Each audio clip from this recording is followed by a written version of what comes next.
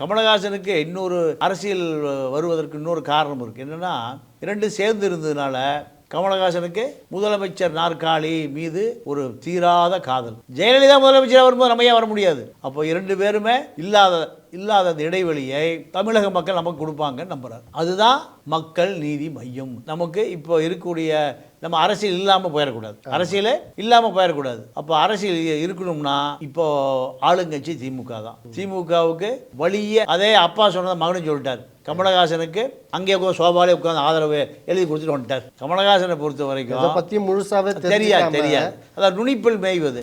நுனிப்புல மேய்ஞ்சிட்டு எல்லாம் தனக்கு தெரியும் அறிவாளி போல பாமர மக்களை ஏமாத்துறது. இதுதான் நீங்கள் சினிமாக்காரர்களை பொறுத்தவரை, கமலஹாசனை பொறுத்த வரைக்கும் நமக்கு அரசு இல்லைன்னா நம்ம புறக்கணிச்சிருவாங்க. விஸ்வரூபம் படம் மாதிரி வெளிநாடு தான் தப்பிச்சு ஓடணும். நமக்கு ஒரு சாயம் வேணும். மக்கள் நீதி மையம் ஆட்சியை பிடிக்கும். நீங்கள் சரத்குமார் கடைசி வரைக்கும் என்ன சொன்னார்? கமலஹாசனை பொறுத்தவரை பிரபு தேவாவை போல ஒரு டான்சர். கிங்குட்ஸ் நேயர்களுக்கு ஒரு சர்ப்ரைஸ் செய்தி என்னன்னா, அந்த அம்மா ஆண் முதலமைச்சருக்கு ரொம்ப நெருக்கமான நடிகை. அந்த ஆண் முதலமைச்சர் இந்த பாதிப்பு கமலஹாசன் கிட்ட வருது.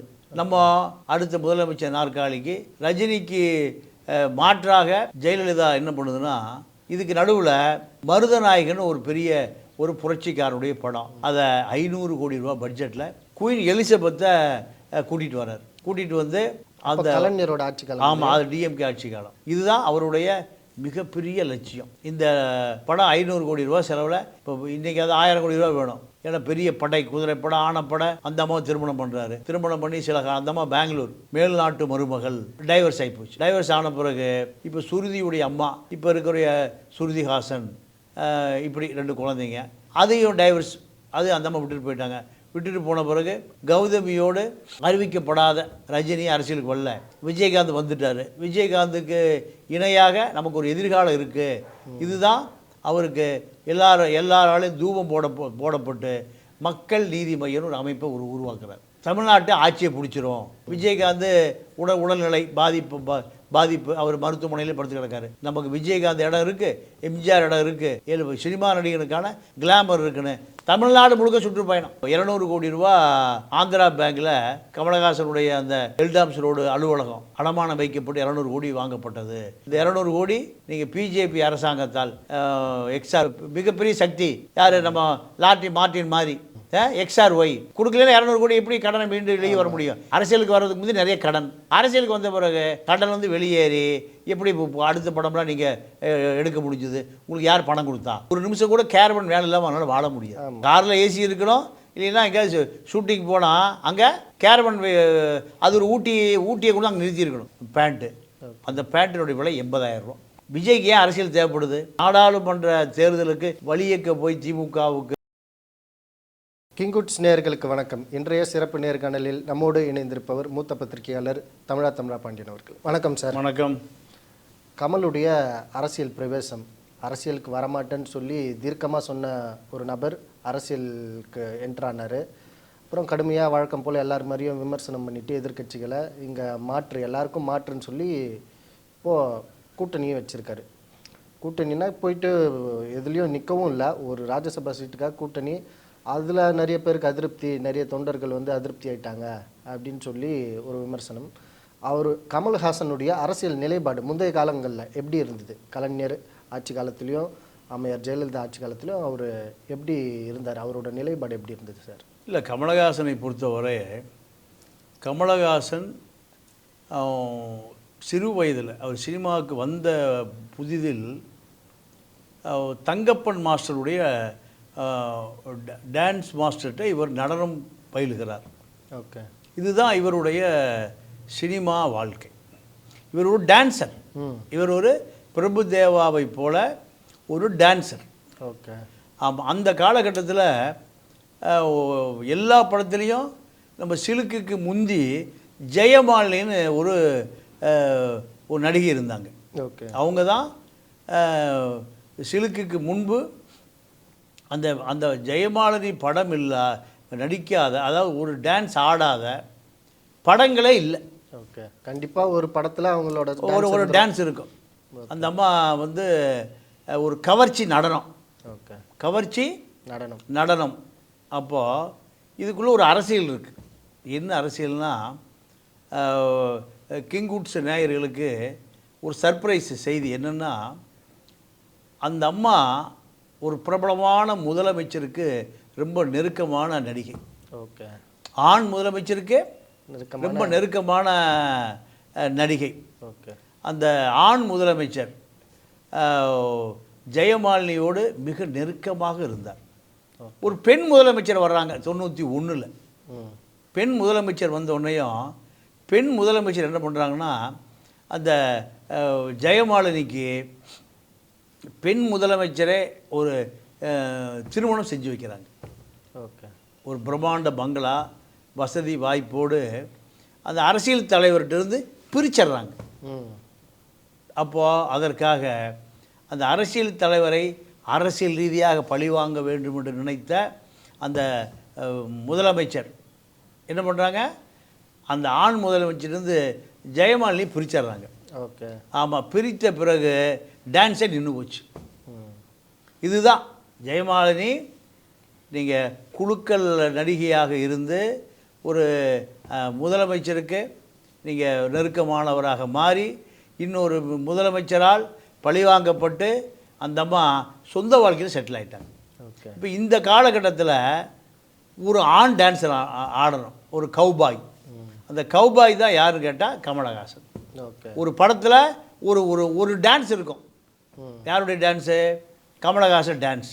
இப்படி தான் இது இப்படியே வளர்ந்து தான் நினைத்தாலே இனிக்கும் அந்த படம் பூரா டான்ஸ் தான். கமலஹாசனுடைய டான்ஸ் தான் அது. நினைத்தாலே இனிக்கும் படம் பாலச்சந்தர் கண்ணில் பட்ட பிறகு ஒரு நாடகத்தில் பாலச்சந்தர் கமலஹாசனை பார்க்குறாரு. பார்த்த பிறகு அவருடைய படம் 3 முடிச்சு போன்ற பிரபலமான படங்களில் கமலஹாசனை நாயகனாகிறார். நாயகனாக்கிய பிறகு கமலஹாசனுடைய டான்ஸ் இல்லாத படமே இல்லை. ஒரு டான்ஸ் இருக்கும். டான்ஸுக்காகவே எடுத்த படம் தான் நினைத்தாலே இனிக்கும். அதெல்லாம் நீங்கள் 90களுக்கு முந்தி மிக பிரபலம்.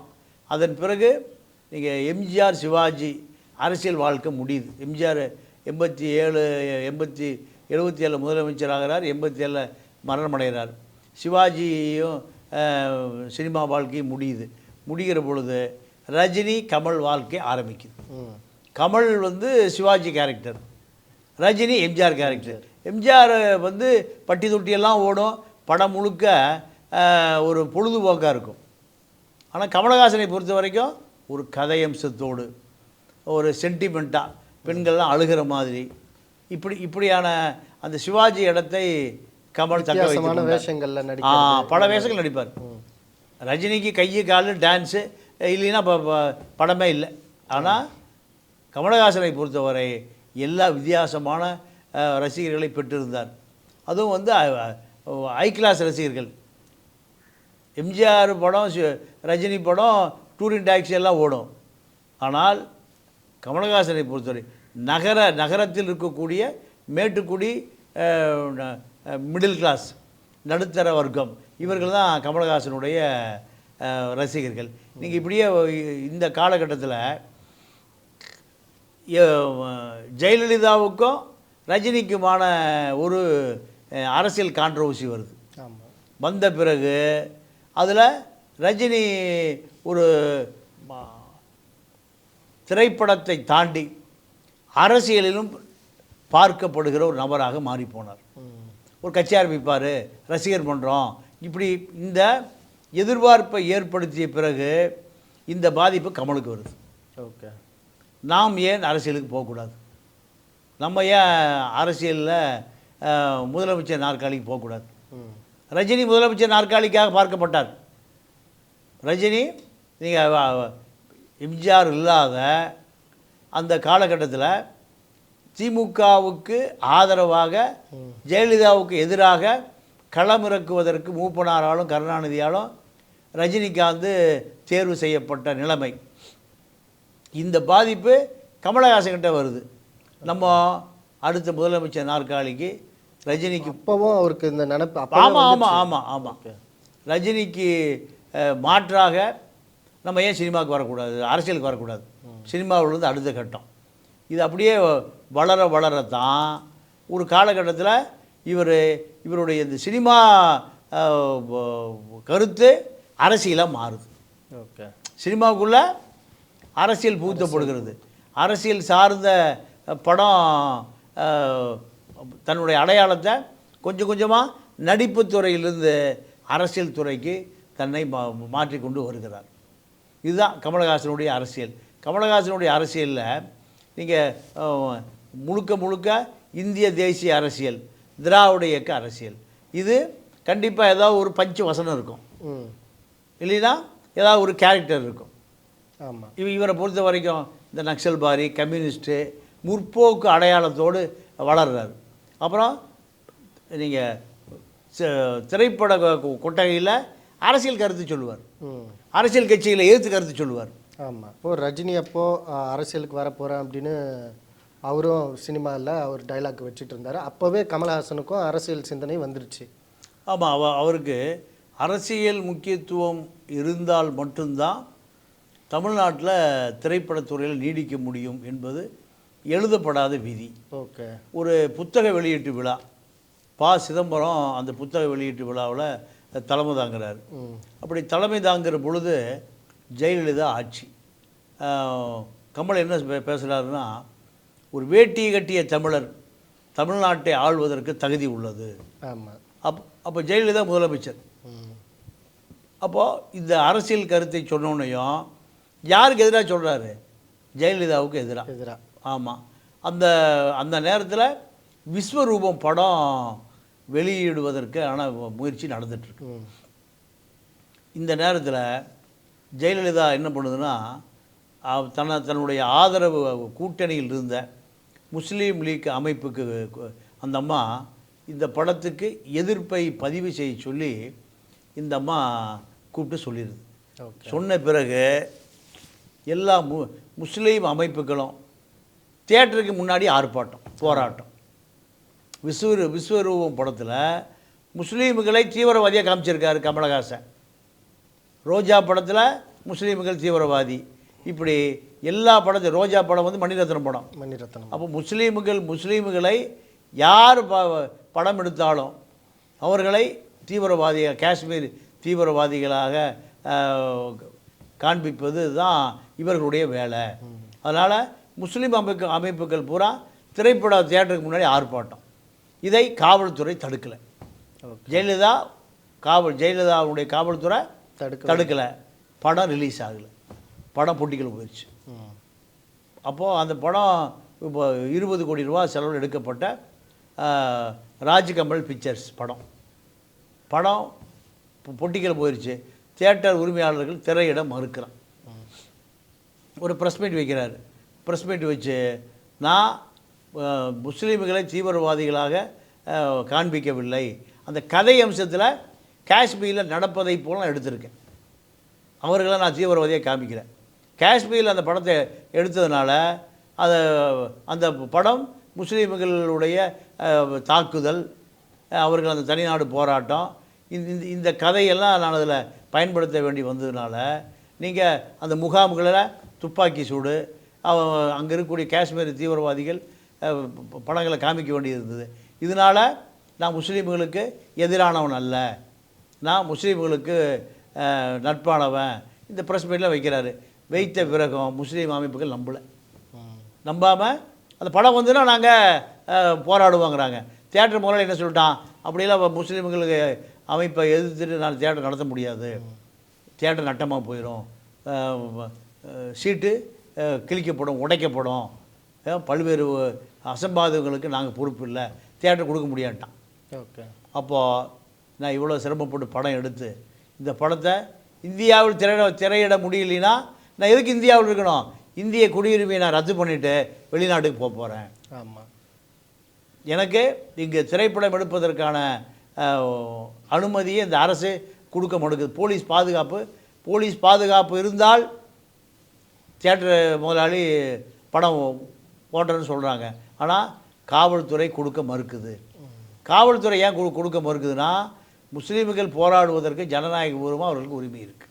ஆமாம், அவங்களுக்கு உரிமை இருக்குது. திரையிடுவதற்கு கமலஹாசனுக்கு உரிமை இருக்குது.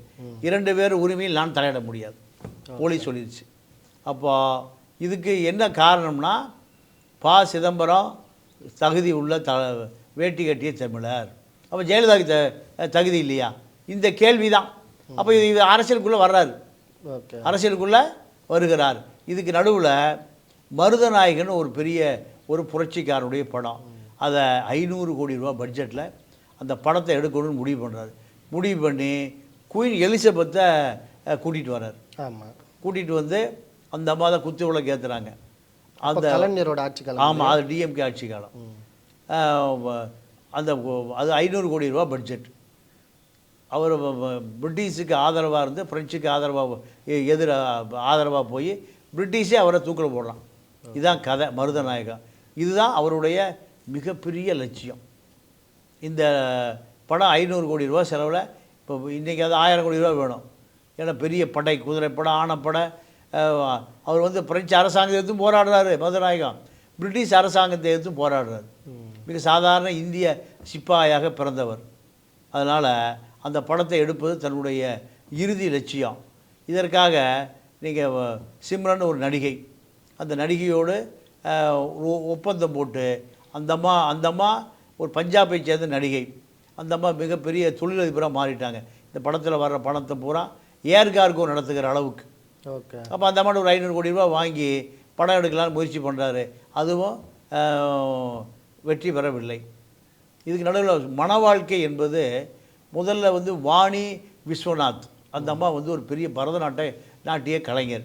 அந்த அம்மாவை திருமணம் பண்ணுறாரு.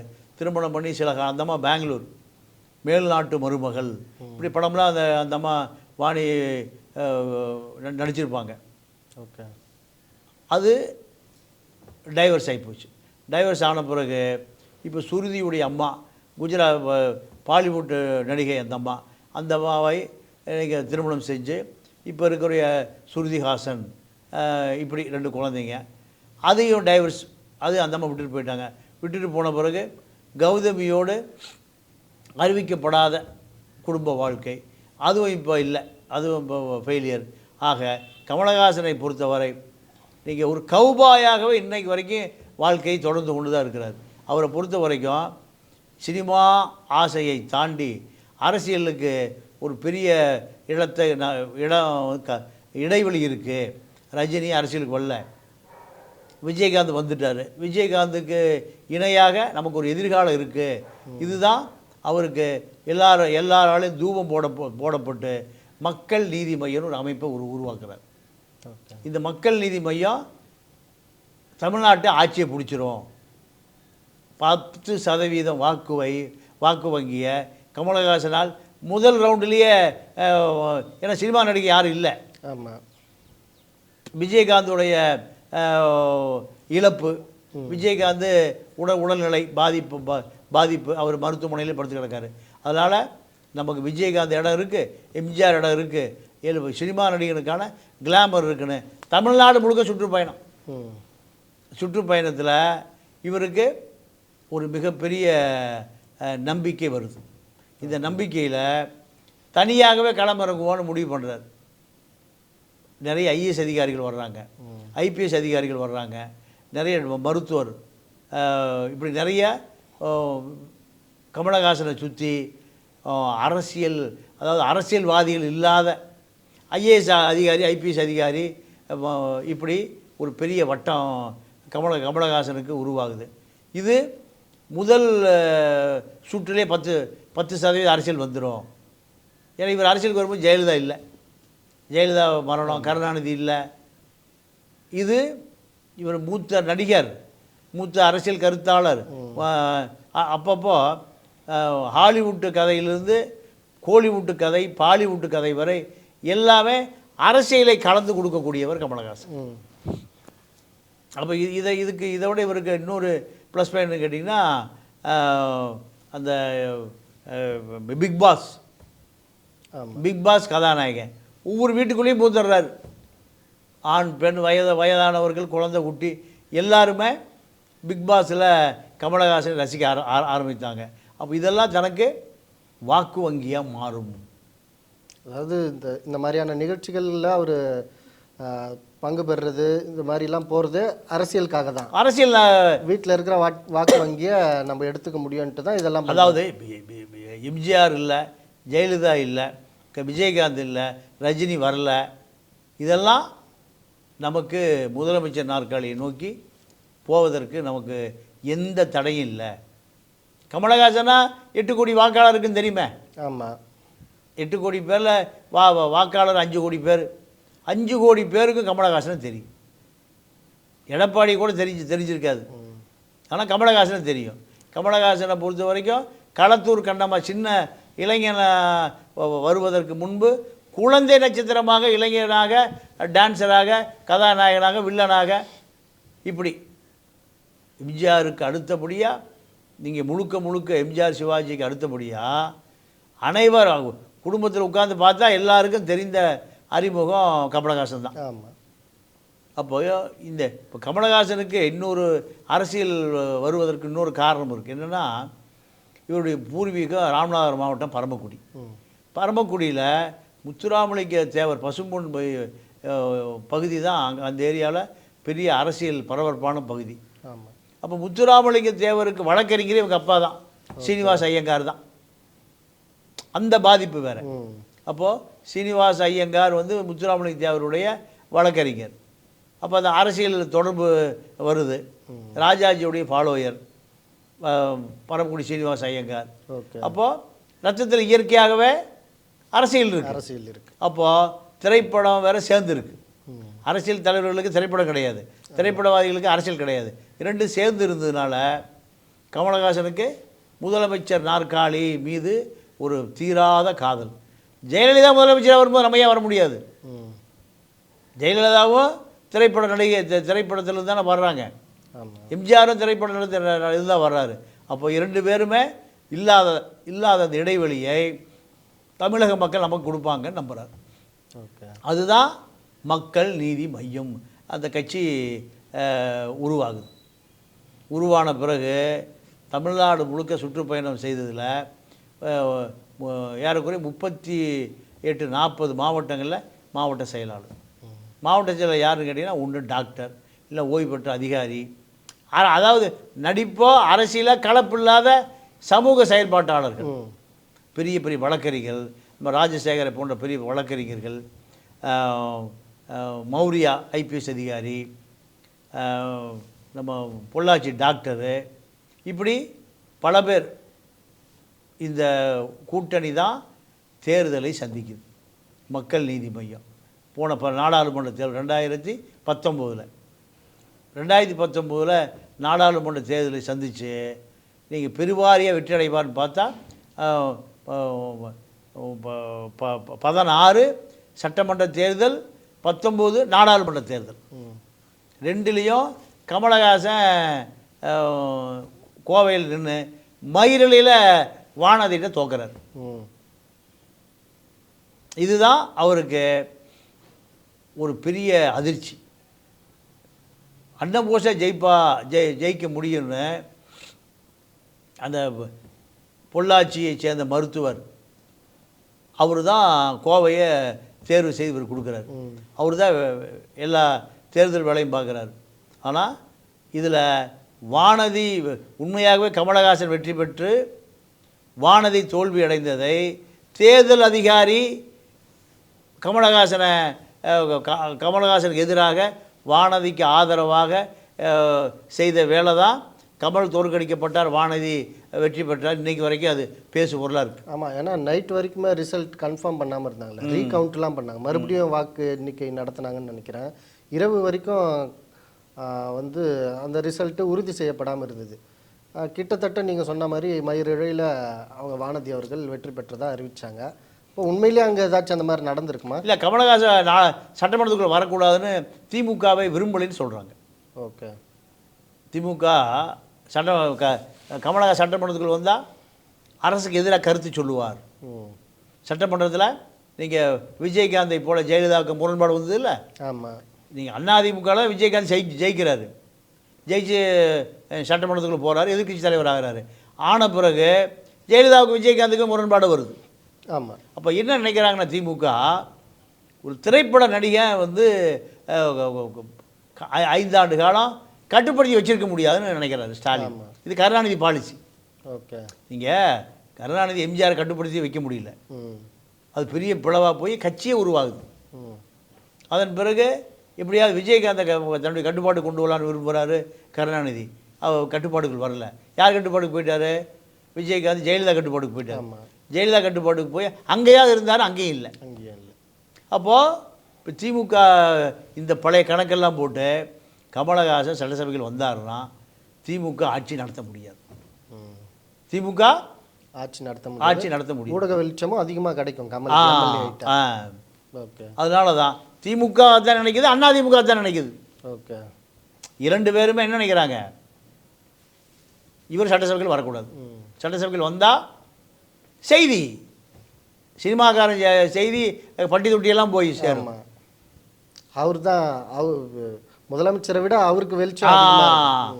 ஜெயலலிதா முதலமைச்சராக இருக்கும் போதும் இதை விரும்பலை, ஸ்டாலின் முதலமைச்சரான பிறகும் இதை விரும்பலை. ஏன்னா கருணாநிதி இல்லை, ஜெயலலிதா ஸ்டாலின் தான்.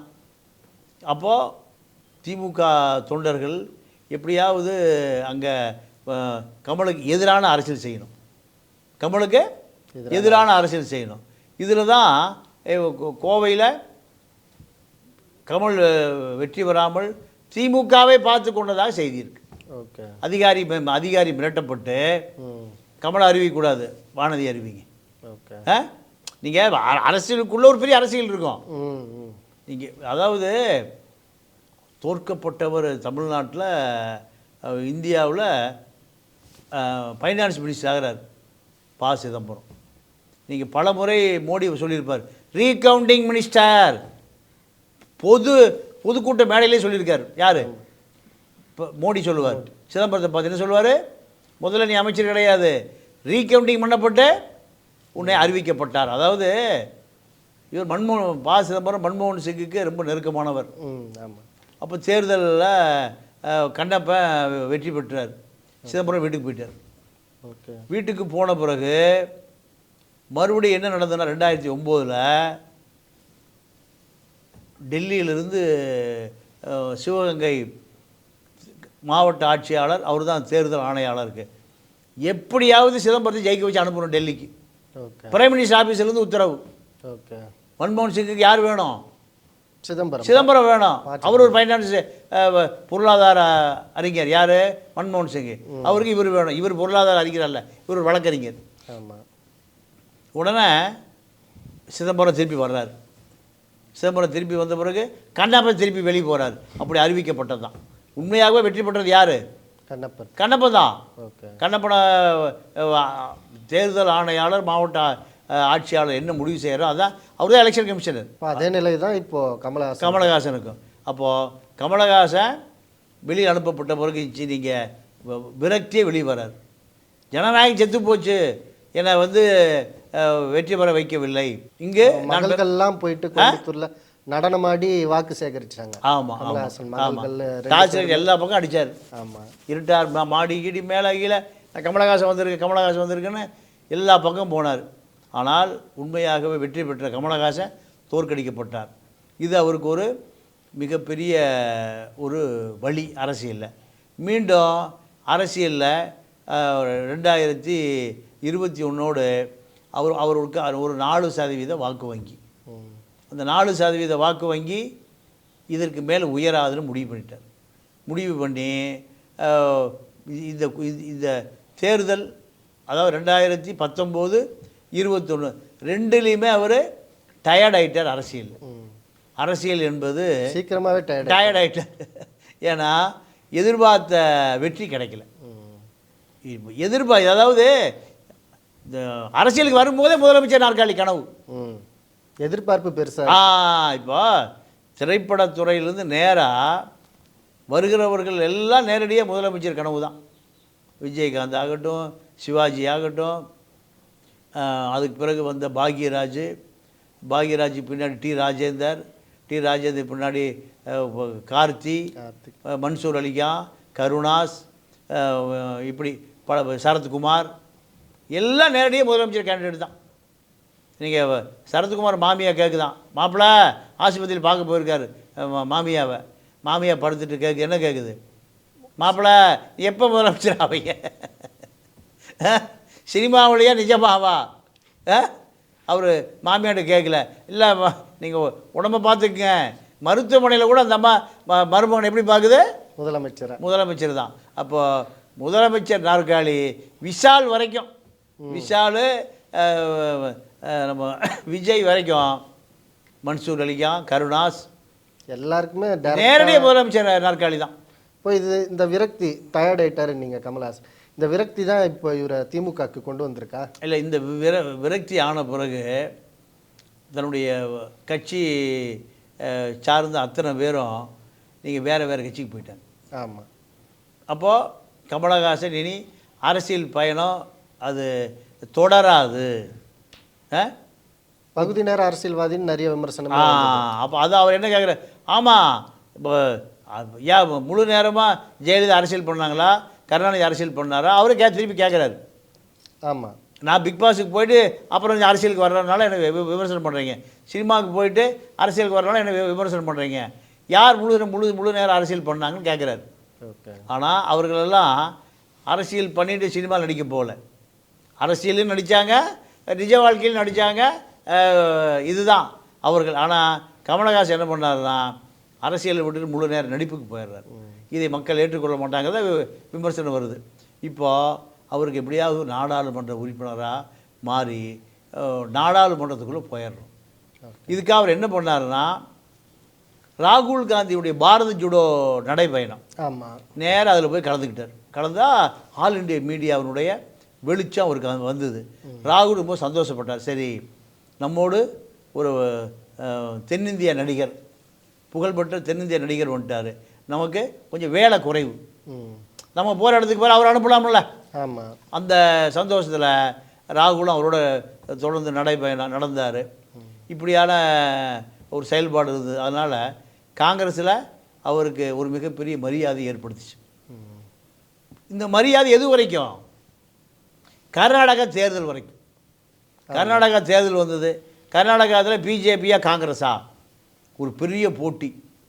காங்கிரஸு வென்றே ஆகணும்னு வைராக்கியம், பிஜேபி நம்ம முதலமைச்சர் நாற்காலி இழக்கக்கூடாதுன்னு வைராக்கியம். பெரிய களம். அங்கே சிவகுமார் பலமுறை ஜெயிலில் அடைக்கப்பட்டார். அதையும் மீறி அங்கே அரசியல் களம். இந்த பக்கம் எடியூரப்பா, அந்த பக்கம் சித்தாராமையா. ஆனால் கமலஹாசன் எதிர்பார்த்து பலமுறை ராகுலே பேசுகிறார், நீங்கள் போய், ஏன்னா கர்நாடகாவில் அறிமுகமான நடிகர் இவர். ஆமாம், இவர் போனாரா கூட்டம் சேரும், அதனால் நீங்கள் எங்களுக்காக தேர்தல் பிரச்சாரம் பண்ணுங்கன்னு ராகுல் காந்தி கூப்பிட்றாரு, சிவகுமார் கூப்பிட்றாரு, சித்தாராமையா கூப்பிட்றாரு. பிஜேபிக்கு பயந்து, இன்கம் டேக்ஸுக்கு பயந்து என்ன பண்ணார்? போகவே இல்லை. ஆனால் காங்கிரஸ் அங்கே வெற்றி பெறுது. வெற்றி பெற்றவுடனேயும் வெற்றி விழா மேடையில் போய் உட்காந்துக்கிறார். இதை காங்கிரஸ் தலைவர்கள் ரசிக்கலை. ராகுல் சரியாக அவரை ரிசீவ் பண்ணல. அந்த வருத்தம் இருக்குது. பலமுறை கூப்பிட்டு நீங்கள் எங்களுக்காக கர்நாடகாவில் பிரச்சாரம் பண்ணுங்கன்னு சொன்னால் பிஜேபிக்கு பயந்துட்டு என்ன பண்ணார்? களத்துக்கே போகல. வெற்றி பெற்ற பிறகு அந்த வெற்றியை கொண்டாடுவதற்கு போய் உட்கார்ந்துருக்காரு. இல்லை, இப்போது திமுகவில் சரணடைய வேண்டிய அவசியம் இல்லை. அன்னைக்கு காங்கிரஸுக்காக கர்நாடகாவில் வேலை செஞ்சுருந்தா ராகுலோட நண்பராக இருந்து நீங்கள் ஒரு புது தொகுதியை வாங்கி திமுக காங்கிரஸ் ரெண்டு பேருமே அவர் ஜெயிக்க வச்சுருப்பாங்க. ஆனால் இப்போ காங்கிரஸ் அவரை கலட்டி விட்டதுக்கு பின்னாடி போக்கிடம் இல்லாமல் திமுகட்ட போய் வழியேக்க போய் சொல்கிறார், நான் உங்களுக்கு ஆதரவு தர்றேன். 2 சீட்டு வேறு கேட்குறாரு இவர். எங்கே? நாடாளுமன்ற தொகுதியில் கமலஹாசனுக்கு ஒன்று, அவர் கட்சியினுடைய கொள்கை வரவு செயலர் சினேகனுக்கு ஒன்று, பாடலாசிரியர் சினேகனுக்கு ஒன்று. சினேகன் சொல்லிட்டாரு, எனக்கு சீட்டு வாங்கி கொடுக்கலாம், கட்சியோடு வெளியே போயிடுவேன்ட்டார். இவருக்கே சீட்டு இல்லை. இப்போ அதுபடி 2 சீட்டு கிடைக்கும். அப்போ சினேகா இப்போ கருத்து வேறுபாடில் நான் வரல, நீங்கள் போய் திமுக அடமானம் வச்சுட்டீங்க, 2 சீட்டு வாங்கி தேர்தல் சந்திச்சிருக்கலாம். இப்படி ஒரு கடைசியாக இருந்தவர் சினேகா. இப்போ அவரும் இவரோட வெளியேறிட்டார். வெளியேறிய பிறகு திமுகவுக்கு நீங்கள் அலையாத விருந்தாளியாக போய் ஆதரவு கொடுக்குறாரு. திமுகவுக்கு என்ன அவசியம் வந்தது? கமலுக்கு கொடுத்து அவங்களுக்கு என்ன நடக்க போகுது? நாடாளுமன்றத்துக்கு போய் சிறப்பாக பேசுவார்னு நினச்சி கொடுக்குறாங்களா, இல்லைன்னா இவர் வந்து தனியாக நின்று ஓட்டை பிரிக்க போகிறாரு, எதுக்கு அந்த தேவையில்லாமல் ஓட்டு பிரியணும்னு சொல்லி கமலை தனக்குள்ளே வச்சுக்கிறாங்களா? இல்லை, திமுகவை பொறுத்தவரை கமலை இந்த இந்த கூட்டணியில் அவர் ஒருவேளை நீங்கள் அதிமுக ஆதரவு நிலை எடுக்கலாம், பிஜேபி நிலை எடுக்கலாம். இந்த நிலை எடுக்காமல் அமைதியாக அவரை வைத்திருப்பதற்கான முயற்சி தான் உங்களுக்கு ராஜ்யசபா சீட் தர, நீ யாருக்கு சப்போர்ட் பண்ண பேசாமல் இருக்க. ஓகே. இப்போ இன்னொரு செய்தி என்னென்னா, இவர் கடந்த தேர்தலில் திமுகவுக்கு எதிராக களமிறக்கப்பட்டதே பிஜேபி குருமூர்த்தியினுடைய பின்னணி. இதற்காக கமலஹாசன் கட்சியில் இருக்கிற ஆட்கள் சொன்ன விமர்சனம் தான். 200 கோடி ரூபா ஆந்திரா பேங்கில் கமலஹாசனுடைய அந்த எல்டாம்ஸ் ரோடு அலுவலகம் அடமானம் வைக்கப்பட்டு 200 கோடி வாங்கப்பட்டது. இந்த 200 கோடி நீங்கள் பிஜேபி அரசாங்கத்தால் XRY குருமூர்த்தி உதவியால் கட்டப்பட்டது. கடனிலிருந்து வெளியேறினார். இந்த கடனிலிருந்து வெளியேறுவதற்கு யார் காசு கொடுத்தான்னு கேட்குறாங்க. யார்? கமலஹாசன் வெளியேறிய மூத்த வழக்கறிஞர் ராஜசேகரா கேட்குறாரு. கமலஹாசனுக்கு இந்த கடன் அடைப்பது ஏது காசு? யாரோ ஒரு மிகப்பெரிய சக்தி, யார், நம்ம லாட்டி மார்ட்டின் மாதிரி XRY கொடுக்கலன்னா 200 கோடி எப்படி கடனை மீண்டு வெளியே வர முடியும்? அரசியலுக்கு வர்றதுக்கு முந்தைய நிறைய கடன் ராஜ்கமல் பிக்சர்ஸு கடனில் முங்கி போய் கிடந்தது. அரசியலுக்கு வந்த பிறகு கடல் வந்து வெளியேறி எப்படி அடுத்த படம்லாம் நீங்கள் எடுக்க முடிஞ்சுது? உங்களுக்கு யார் பணம் கொடுத்தா? கமலஹாசன் கட்சியிலிருந்து வெளியேறியவர்களே சொல்கிறாங்க. அப்போ பிஜேபியோட பி டீமா திமுகவை ஓட்டை பிரிப்பதற்காக உங்களை உருவாக்கி அந்த விமர்சனம் வந்தது இல்லையா? ஏன்னா இவர் சினிமாவில் சம்பாதிச்சதை சினிமாலேயே விட்டேன்னு சொல்லி நிறைய கடன் தான் இருக்குன்னு பொது வெளியில் சொல்லியிருக்காரு. நீங்கள் குறிப்பிட்ட மாதிரி மருதநாயகம் படமும் எடுக்க முடியல. ஆனால் அரசியலுக்கு வரும்போது ஒரு பிரம்மாண்டத்தை காட்டுறாரு. ஹெலிகாப்டரில் வந்து பரப்புரைக்கெல்லாம் அந்த வண்டியில் போகிறதெல்லாம் ஒரு பிரம்மாண்டம். அப்போவே ஒரு விமர்சனம் என்னென்னா, அம்பானி தான் இவருக்கு பணம் கொடுக்குறாருன்ற மாதிரி சொல்லப்பட்டது. இப்போ அது உண்மைதானா? இல்லை, அப்போ இந்த கடன்லாம் அடைச்சி மீண்டு வருவதற்கு யார் பணம் கொடுத்தான்? யாரோ ஒரு ஆள் பணம் கொடுக்காம நீங்கள் அதாவது அரசியல்வாதி பணம் கொடுப்பான், தொழிலதிபர் பணம் கொடுப்பான். தொழிலதிபர் ஏதோ ஒரு கட்சிக்கு ஆதரவாக தான் கொடுப்பான். அம்பானி கொடுத்தானா பிஜேபி சப்போர்ட் பண்ண சொல்லி கொடுப்பார். அதானி பணம் கொடுத்தா பிஜேபி சப்போர்ட் பண்ண சொல்லி தான் கொடுப்பார். இல்லை, ஓட்டை பிரிக்க கொடுப்பாங்க. இதுதான் நடக்கும். அப்போ இந்த விமர்சனம் தான் கமலஹாசன் கட்சி கரைஞ்சு மௌரியா உட்பட எல்லாருமே வெளியேறிட்டாங்க. இதுக்கு பிறகு அவரால் தேர்தல் சந்திக்க முடியாது. இந்த 4% இப்போ இருக்குமானா அது ஈரோடு கிழக்கிலே அவரால் பரிசோதனை செய்ய முடியல. அப்போ அவர் என்ன பண்ணுறாரு? நமக்கு இப்போ இருக்கக்கூடிய நம்ம அரசியல் இல்லாமல் போயிடக்கூடாது, அரசியலே இல்லாமல் போயிடக்கூடாது. அப்போ அரசியல் இருக்கணும்னா இப்போது ஆளுங்கட்சி திமுக தான். திமுகவுக்கு வலிய இந்த நாடாளுமன்ற தேர்தல் ஆதரவு கொடுப்பதாக அறிவித்த பிறகு கலைஞர் சொன்ன மாதிரி தான், உங்களுக்கு இதயத்தில் இடம் உண்டு, ஆனால் தேர்தலில் இடமில்லை. இப்போ அதே அப்பா சொன்னதை மகனும் சொல்லிட்டார். கமலஹாசனுக்கு இதயத்தில் இடம் உண்டு, அடுத்த நடக்கிற ராஜ்யசபா தேர்தலில் உங்களுக்கு நாங்கள் ஒரு நாடாளுமன்ற உறுப்பினர் கொடுக்குறோம், இப்போ எங்களுக்கு ஆதரவு கொடுங்க. அங்கே சோபாலே உட்காந்து ஆதரவு எழுதி கொடுத்துட்டு வந்துட்டார். ஓகே. இவங்களுக்காவது பரப்புரைக்கு போவாரா? கண்டிப்பாக போவார். ஏன்னா திமுக கூட்டணியில் இருக்கார்ல, பரப்புரைக்கு போனால் தான் எதிர்காலத்தில் இந்த கூட்டணி உறுதி செய்யப்படும். கூட்டணியில் கமல் இருக்கிறாங்கிறத வெளி உலகத்தை காமிக்கணுமா இல்லையா? காமிக்கணும்னா நீங்கள் தயாநிதி மாறனுக்கு பிரச்சாரம் பண்ணுவார் சென்னையில். அவர் ஒரு கார்பரேட் கேண்டிடேட்டு, நட்சத்திர வேட்பாளர். அப்போ அவருக்கு இந்த நட்சத்திர வேட்பாளர் போய்தான் ஆகணும். ஏன்னா இது 2 கார்பரேட்டுகள், 2 அப்போ 1000 கோடிகளில் இருக்கக்கூடிய கார்பரேட்டுகள். இப்போவே எனக்கு சொன்னாங்க, ஆதார் கார்டு ஐடி கார்டெல்லாம் வாங்கிட்டு கூகுள் பே நம்பர் வாங்கிட்டு இருக்காங்க தயாநிதி ஆட்கள்னாங்க. ஓகே. அப்போது அவருக்கு ஒரு 200 கோடி 300 கோடிங்கிறது ஒரு பெரிய தொகையே அல்ல. கமலஹாசனும் தயாநிதி மாறனும் ஒரே பிரச்சார வாகனத்தில் வரக்கூடிய அந்த காட்சியை கூடியவர்கள் பார்க்கலாம். இப்போது ஆரம்ப காலத்தில் ஒரு முத்த காட்சிகள் இல்லாமல் கமலஹாசன் சினிமாவை பார்க்கவே முடியாது. இந்த மாதிரி எப்பயுமே மன்மதனாக நீங்கள் சொன்ன மாதிரி கௌபாயா ஒரு மன்மதனாக இருந்த நடிகர் ஏன் தன்னை ஒரு தீவிர பெரியாரிஸ்டாக காட்டிக்கிட்டார்? அதற்கான காரணம் என்ன சார்? இல்லை, அவரை பொறுத்த வரைக்கும் அவர் பெரியாரிஸ்ட்டும் கிடையாது, கம்யூனிஸ்ட்டும் கிடையாது, ஒரு ஆர்எஸ்எஸ் ஃபண்டமெண்டலிஸ்ட்டும் கிடையாது, ஓகே, அம்பேத்கரிஸ்ட்டும் கிடையாது. இப்போ யார் இவர்னா எல்லாமே தனக்கு தெரியும்னு சொல்லுவார். ஓகே, எல்லாமே நான் படிச்சிருக்கேங்குவார். ஆனால் முழுமையாக எதை பற்றியும் தெரியாது. இது யார் சொல்கிறான்னா அவர் கூடவே இருந்து மக்கள் நீதி மையம் இந்த கட்சி பதிவு செய்து கொடுத்த வழக்கறிஞர் ராஜசேகர் சொல்கிறார். ஓகே, இவர் அறிவுஜீவியை போல விவாதம் பண்ணுவார், ஆனால் அது பற்றி ஆழ்ந்த அறிவு கிடையாது. மேம்போக்கா தெரிந்து வைத்து கொள்ளுவதுதான் கமலஹாசனுடைய பழக்கம். இப்போ ரஜினி ஸ்டெர்லைட் நடக்கும்போது ஆறுதல் சொல்கிறதுக்கு எங்கே போகிறாரு? தூத்துக்குடி போகிறாரு. போகும்போது என்ன சொல்லிட்டு போகிறாரு? சமூக விரோதிகள் ஊடுருவி தான் இப்படி பண்ணிட்டான்னு போகிறாரு. அங்கே செத்து போன பூரா மக்கள். போன பிறகு நீங்கள் மருத்துவமனைக்கு போகிறாரு, அங்கே படுத்து கிடக்கிறான்.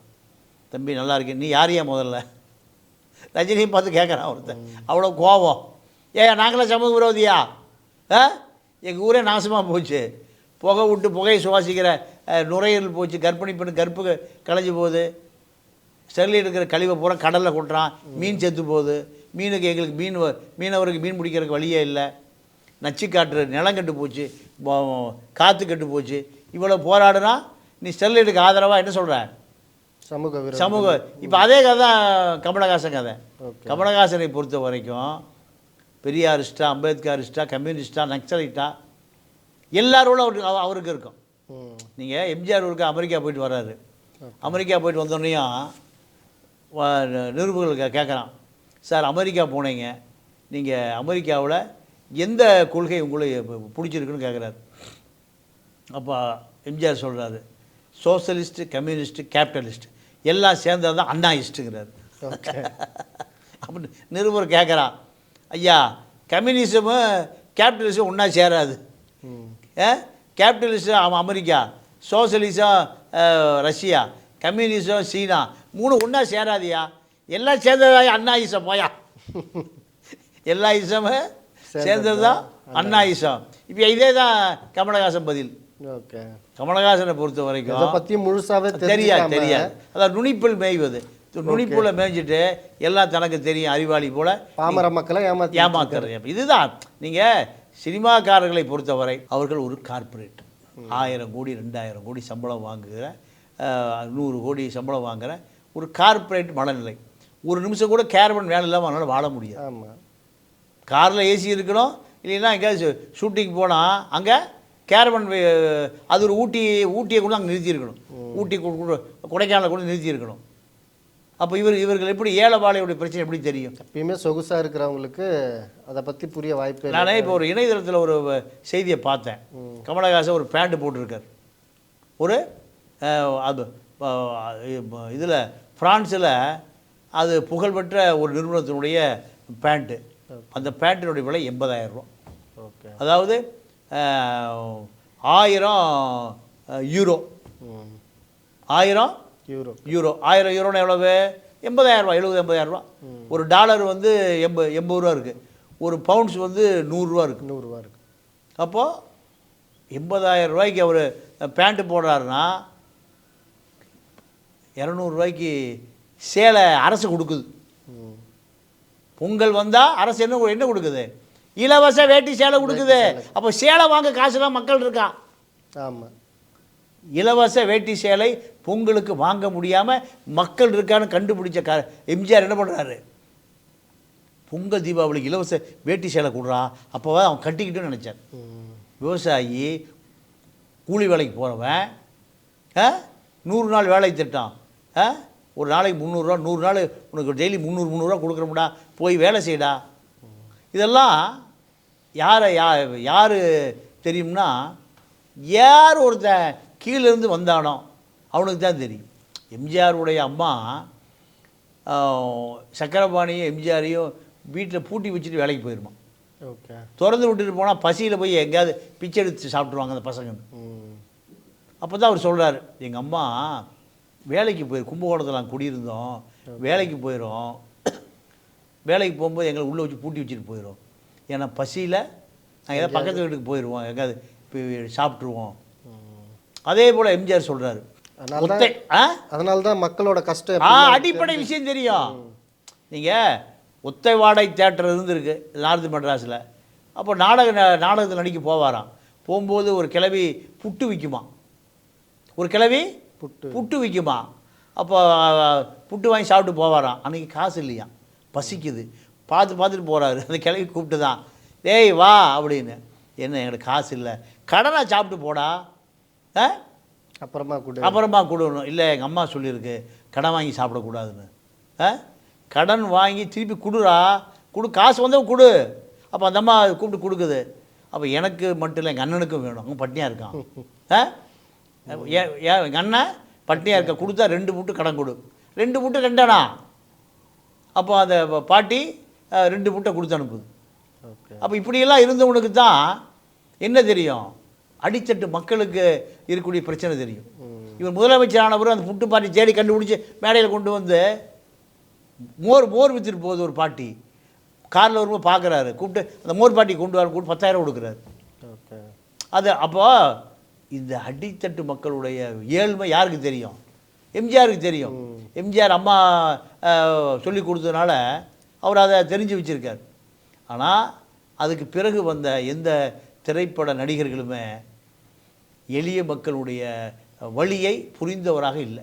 படத்தில் வேணால் நடிப்பாங்க, ஆனால் உண்மையிலே அவங்களுக்கு அந்த கஷ்டம் புரியுமா அப்படின்னா கண்டிப்பாக புரியாது. நீங்கள் லட்சுமி வந்து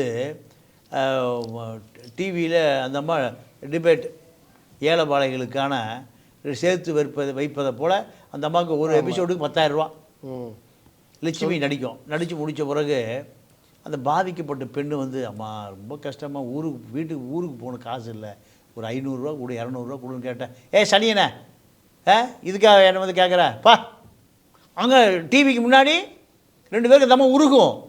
டேய் குழந்தைய அடிக்காத, அவளை காப்பாற்றுறா, அவளை வறுமையில் இருக்காடா, ஆச்சா போச்சான்னு சொல்லி 2 பேருக்கு அந்த ஆலோசனை பண்ணும் டிவியில், விஜய் டிவியில். ஒரு அம்மா பேட்டியை கொடுத்தது. நான் 100 ரூபா தான் கேட்டேன், என்ன திட்டியை என்னை அனுப்பி விட்டுருச்சு. ஆனால் டிவியில் அப்படியே சோசியல் ஒர்க்கு. இதுதான் நீங்கள் திரைப்படத்துறை சேர்ந்த கமலஹாசனுக்கான அடையாளம். அப்போது 4% வாக்கை தக்க வைக்க முடியல.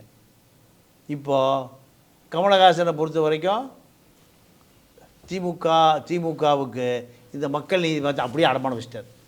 அப்படியே அடமானம் வச்சு எதிர்காலத்தில் ஏதாவது நான் நாடாளுமன்றத்துக்கு போகணும், நான் அரசியலில் இருக்கணும், 5 ஆண்டு காலம் எம்பியாக இருந்தான்னா இப்போ அரசியல் ரீதியாக கருத்து சொல்லலாம், அறிக்கை கொடுக்கலாம், பேட்டி கொடுக்கலாம், எல்லாம் செய்யலாம். அதனால் இப்போ இந்த நாடாளுமன்ற தேர்தலுக்கு வழியக்க போய் திமுகவுக்கு ஆதரவு கொடுப்பதன் மூலம் நான் இன்னும் அரசியல் இருக்கேன் அப்படின்னு காமிச்சிக்கிறேன்.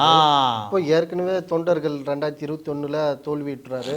அப்போவே தொண்டர்கள் நிறைய பேர் மாற்று கட்சிகளுக்கு போயிட்டாங்க. இப்போ இருக்கிற கொஞ்சம் நஞ்சம் பேரும் சுத்தமாக இல்லாமல் போயிட்டாங்க.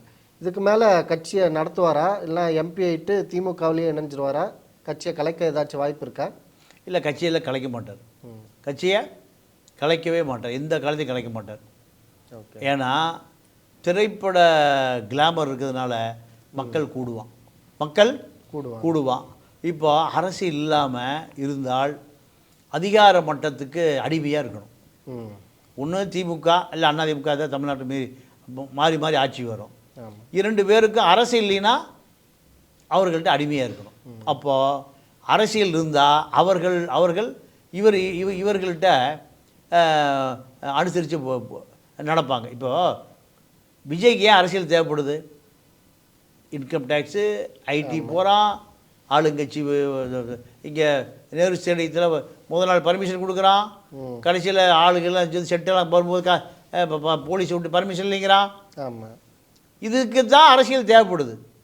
அவர் ஒரு கட்சி வச்சுருந்தா உடனே அறிக்கை விடுவார், தொண்டை வருவார், கோர்ட்டுக்கு போகலாம், இப்படி. அப்போது இங்கே பணம் படைத்த எல்லாருக்குமே அரசியல் தேவை, ஏதோ ஒரு கட்சியில் இருப்பான்.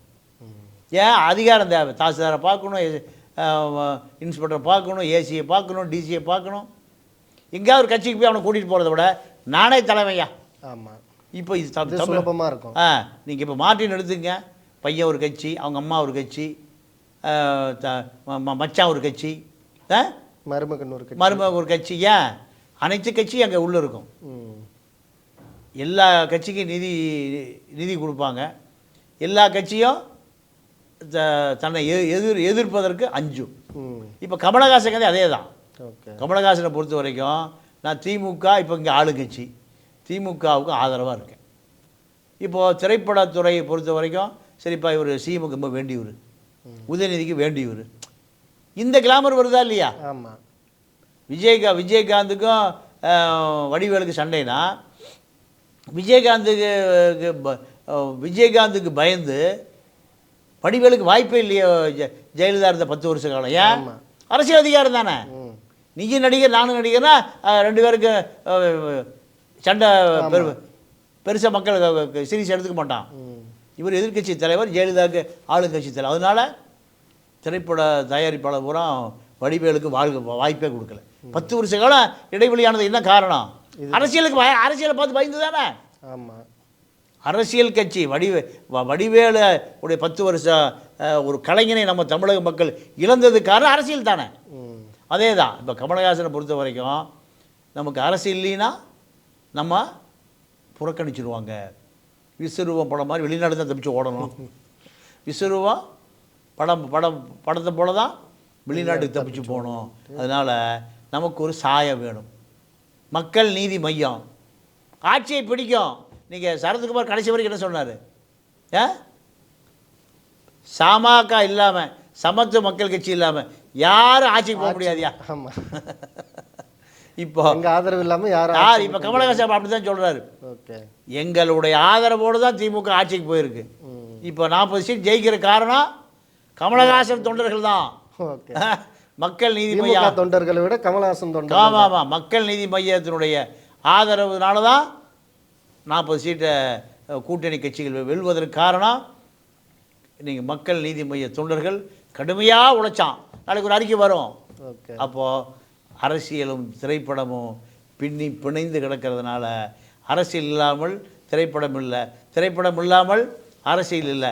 இதை உணர்த்தியவர் அறிஞர் அண்ணாதுரை. தம்பி உன் தங்க முகத்தை காமி. எம்ஜிஆருடைய மூஞ்சி இல்லாமல் திமுக கோட்டைக்கு போகவே முடியல. அதனால் கமலஹாசனுடைய கோட்டை திமுகவுக்கு இப்போ போய் சேர்ந்துருக்கு. சேர்ந்ததன் விளைவு கண்டிப்பாக அவர் ஒரு நாடாளுமன்ற உறுப்பினராக, ராஜ்யசபா உறுப்பினராக ஆவார். அதில் மாற்று கருத்து இல்லை. 5 வருட காலம் அவரும் அரசியல்வாதிகளைப் போல அவருக்கும் அனைத்து கட்சி தலைவருடைய பொங்கல் வாழ்த்து, தீபாவளி வாழ்த்து பத்திரிகைகள் வரும், அறிக்கையாக வரும். அப்போ கமலஹாசன் மக்கள் நீதி மையமும் இடம்பெறும். இதுதான் கமலஹாசனுடைய மிகப்பெரிய அரசியல் ஆசை.